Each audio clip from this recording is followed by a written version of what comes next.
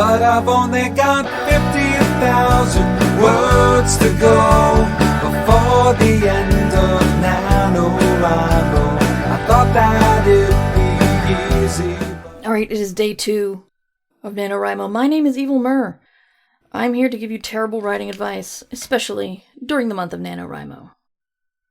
If you want to hear real writing advice, check out I Should Be Writing. It's probably the oldest writing podcast on the internet today. So I've been doing this a while. But every once in a while, I just got to give you bad advice, because sometimes I need a theme for NaNoWriMo, and this is this year's theme. Evil Mur giving you the advice. If you could see me, you could see I'd be wearing a very luxurious mustache right now. So I was looking in the Discord for my supporters of Patreon and Substack today, and Twitch, actually. Yes, if you support me, any of those places, you can hang out with other writers on my Discord. I was looking in the pets category, and you know what?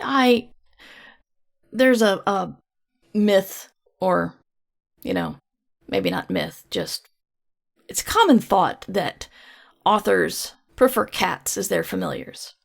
But you know what? Some authors can't have cats because of allergies, for example. And they have dogs. And after growing up with a cat and seeing what cats do to you if they're mad at you, and then having, the last 20 years not going a day without a dog in my life, I can say I prefer dogs. But the thing is, I'm looking in the pets channel of the Discord. And one person said, "Were my animals this annoying for previous nanos? I can't recall being so utterly unable to do anything." I got permission to read that quote. I haven't gotten permission for the other quote yet, so I'll just say, another person with cats did speak up and say, "This is difficult." And I think, as an evil entity here, to add some spice to your NaNoWriMo, my advice would be, you've got your writing career you're trying to build in one hand, and you've got a cat in the other. If they don't mix, just choose your favorite and toss the other one out. I'm pretty sure I lost about half of my Patreon supporters with that, but I can't think of another way to deal with it. If you can't have a cat and get your writing done, get rid of one. I'm not telling you which one to do. You might. That's all your decision. But I'm just saying, one or the other, you gotta choose. The same goes for kids. Work. If one is getting in the way of your NaNoWriMo, you gotta decide which one is gonna stay and which one's gonna go. Your kids or your writing career. I'm not gonna make the decision for you, but I will come to see you next time, if anybody's still listening to me, because I just said things that were completely anathema to any cat owner at all, or parent. So it is day 2.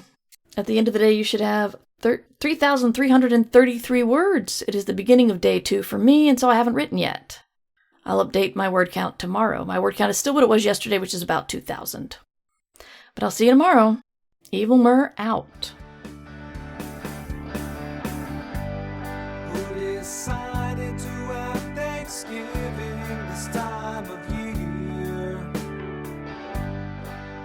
Thanks for listening to our daily NaNoWriMo Patreon-only podcast. I'm Mur Lafferty, Murverse.com, and this music is by permission of John Anealio. You can find out more about him at johnanealio.com, Anealio. Thanks for your support. I thought that it'd be easy, but it's not.